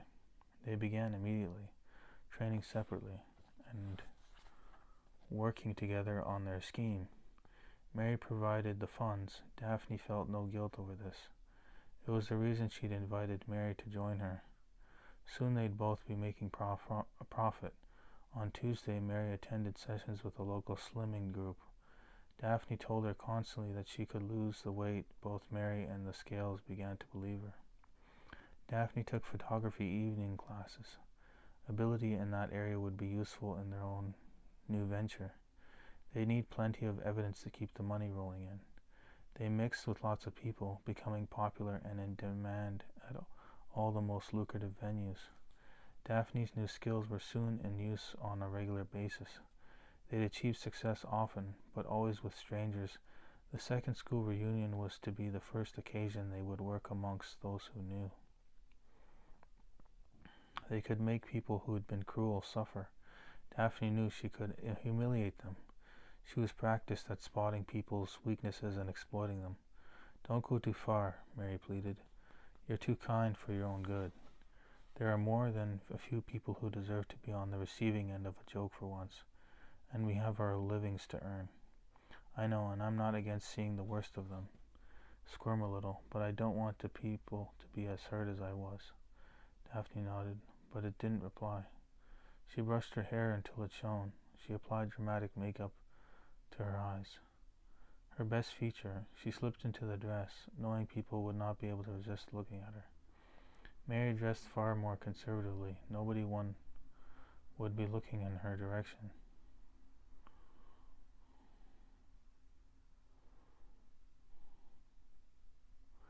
The reunion was fun. A girl who was now a nightclub singer belted out a few cheerful numbers. One man did stand up as a hobby. They all laughed until it hurt, and everyone voted that he go professional. Daphne and Mary were working too, confident they could pick up quite a bit of business here. They were pleased so many of those they'd studied with seemed to be doing well. They would be able to pay. Daphne danced with the men, openly flirting. As they looked deeper into her eyes, she felt confident and powerful. They were eager to do whatever she wanted. She chatted to the girls too. Several of them confided in her. She made a point of being easy to talk to. People told her things they were surprised they'd let slip when later reminded. There was a great deal of laughter and more than one sheepish look when people realized they'd done things for the benefit of Mary's camera they would not normally have done. Others still were in blissful ignorance of what would develop. Well, they would find out when they got the photographs. Daphne and Mary volunteered to get them printed and distributed. A smile lit Mary's face as she wrote the address of a girl who had once made too many cruel remarks about her greedy eating habits. The girl was pictured cramming chocolate eclairs in her mouth, exactly as she believed that was the only food she had eaten all week. The lad who had been the worst bully was shown dancing on a table in an improvised pink tutu. His former accomplice appeared to be terrified of the paper napkin he was being offered. One snobby girl was seen to be trying to hide her fluffy-clothed body with a flower arrangement as if she imagined she was naked. The comic had never taunted her, either of them. His photo showed laughing friends applauding widely. The girls enclosed a note about agency services for the performers. He truly was good enough to become a professional. Another photograph showed the one-time school heart throb on his knees, a rose between his teeth as he serenaded Mary. The girls laughed together as they recalled the party. "Thanks, Daphne. That was far more than the last reunion, and I'm sure it will be really good for business." "Good job. I've got you to handle all the bookings that are going to flood in, and to talk me out of blackmail and into the safer, kinder world of entertainment business." At last the envelopes were addressed and sealed. Each contained a photograph and a business card, neatly embossed with Daphne Devine, hypnotist. So that was an interesting story of Enchanting. It's another one off our list. Enchanting.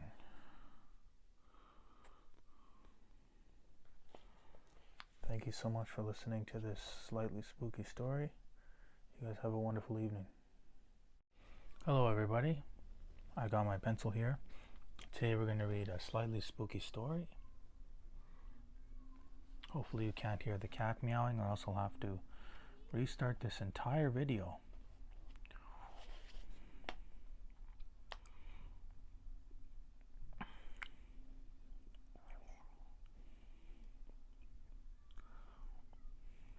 Got my popcorn. I love popcorn. It's really good for movies, book readings. Battle of the Parking Space, The Restless Soul. How about we read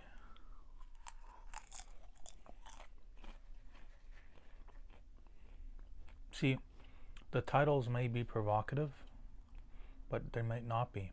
And they still might be a good story behind the title.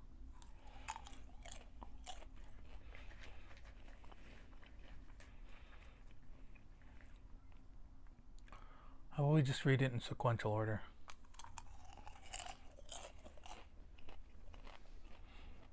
Lost and Found, page 15. Oh, I'll mark that off.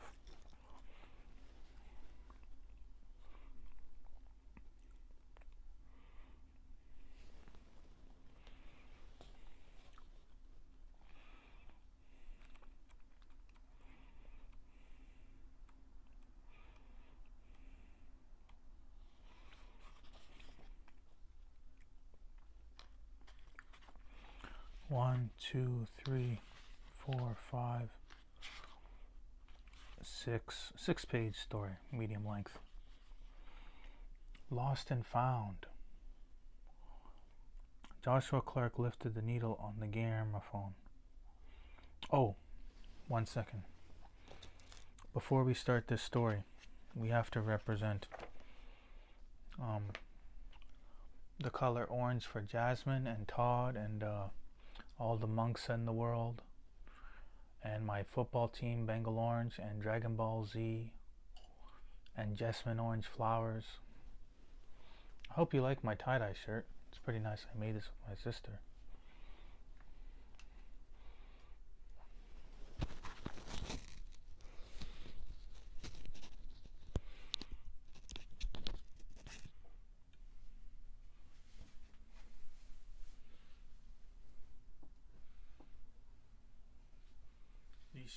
These shirts are extra bright orange before you wash them.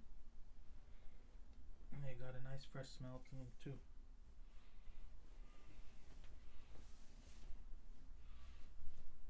XL.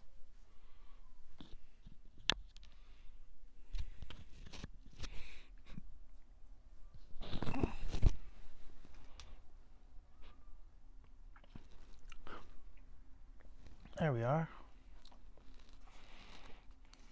Okay, now let us begin. Did we mark that off? Yes, we did.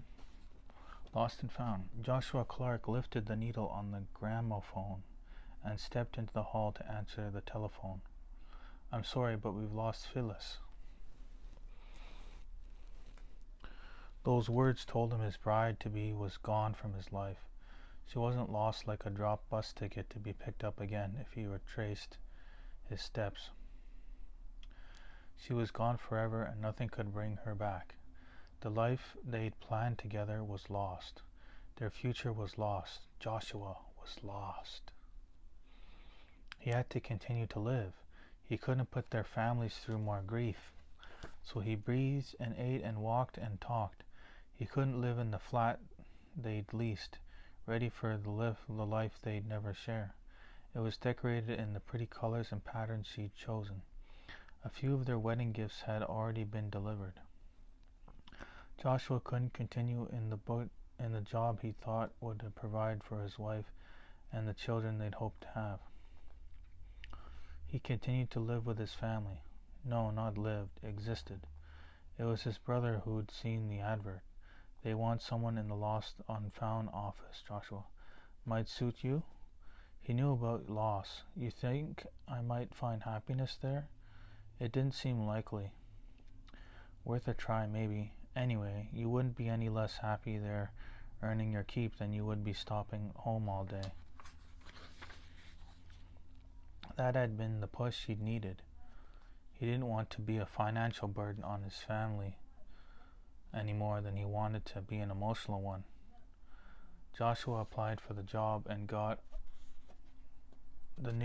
it. The news didn't cheer him up exactly, but it lifted the gloom a little. The first thing handed in after he'd learned the ropes and been left on his own was a radio. He logged in and just he'd been shown, not expecting it to stay long. 3 days later, Mom sat beside him on the sofa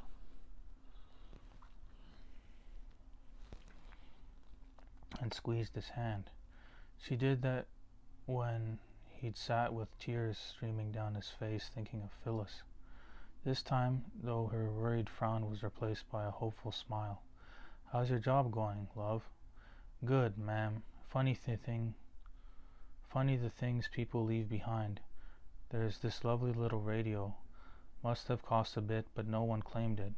Weird thing is, the initials painted on it are the same as mine." "That's what you were thinking about?" "Yes. Oh, it was him she still was worried about." "Yes, ma'am. I was thinking about work." She hugged him. "I'm so pleased you took the job." "Yes, me too. The money will help you, and not because of the money. Make us brew, shall I?" Joshua nodded. "The radio.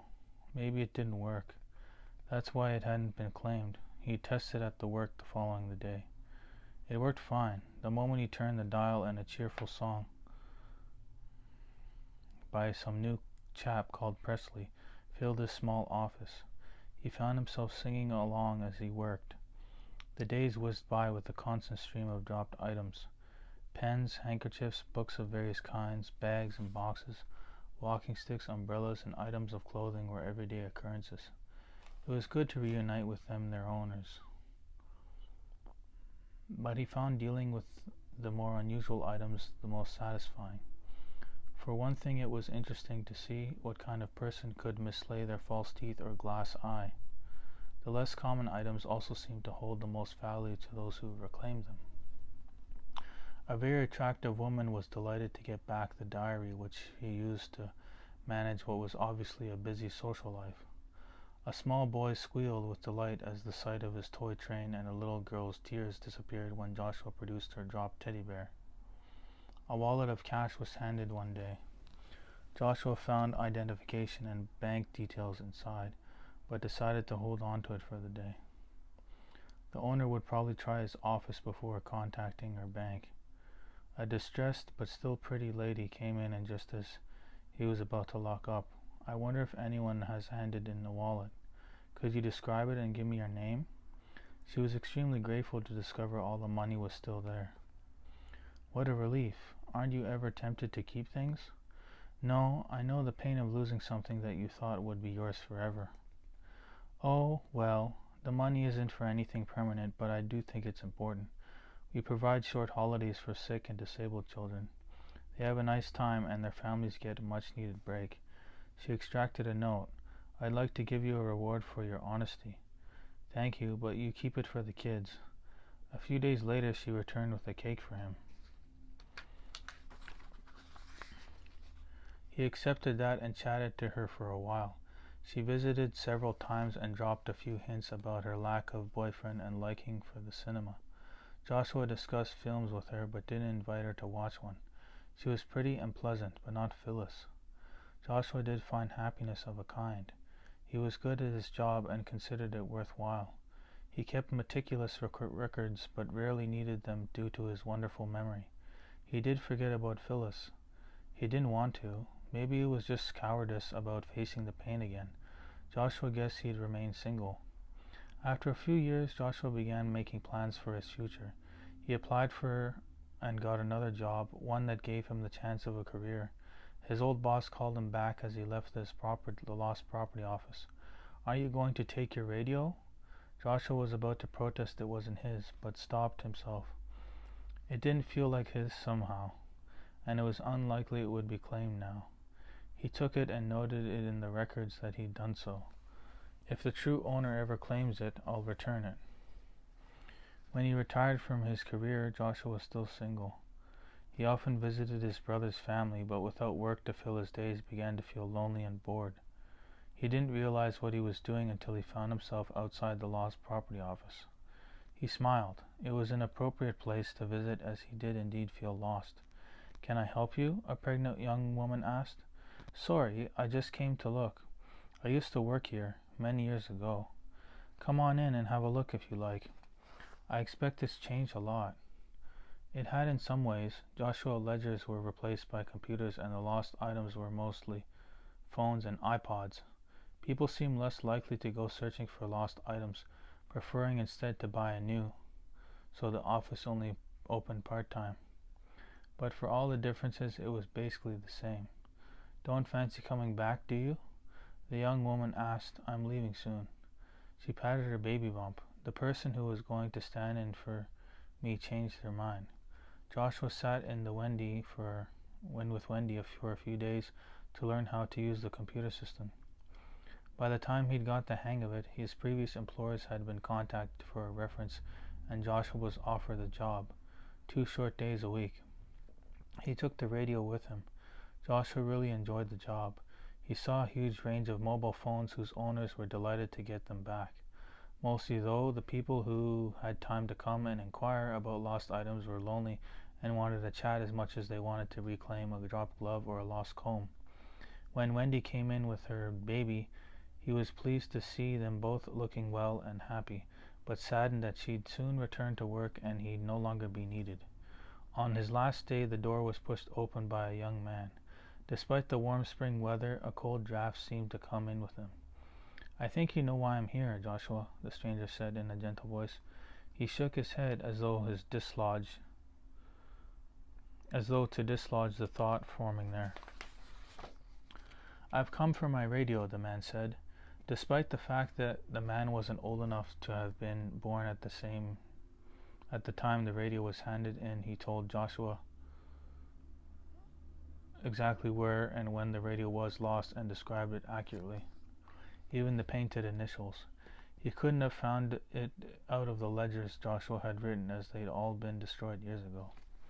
Playing for time, Joshua did a search of the computer records, but of course found nothing.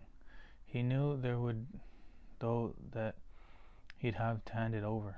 The punctuation in this book isn't that good. Like, there should be more commas after computer records and but, and there should have been a comma after he handed it in. Like there should be more punctuation, but it's okay. I don't like how it's not spaced out like that. If you ever read Edgar Allan Poe, you'll notice there's like hyphens between words to keep the trepidation going. It's really good the way it's written. Okay, all that means is just trepidation, is just fear of what's to come, like the pauses, the silence in between words. That's what you can feel, the pain and the trepidation and the fear that's coming, you know. But anyway, this is kind of like a lightly spooky story. It's nothing crazy. He knew, though, he had to hand it over. Why now? Why are you taking it from me now? You don't need it now. Just claiming what I've lost, and now it's time for you to do the same. The music from the radio changed to singing more beautiful than Joshua had ever heard. The man gestured to the doorway. Through it streamed a beautiful light. As his eyes adjusted, Joshua made out the shape of a girl standing just beyond the threshold. It was Phyllis. They found each other again. So it's a beautiful spooky story and a little hopeful ending. I hope you enjoyed that spooky story of Lost and Found, about a friend finding an old lover of some sort or something. That's what it sounded like. That's pretty cool. Like, imagine there's like an afterlife and you get to like meet like all these lost lovers you loved, and everyone's kind of like just gay and happy, and like you get to kiss all those lost lovers and all the women you want, and you get to you know what the Buddhists say? They say desire is unquenchable, or it ends in tears, even in heaven. So maybe desire is still a curse in heaven. I don't know if it's possible, if heaven's even real. But if it's not, I think death would be the ultimate escape from reality.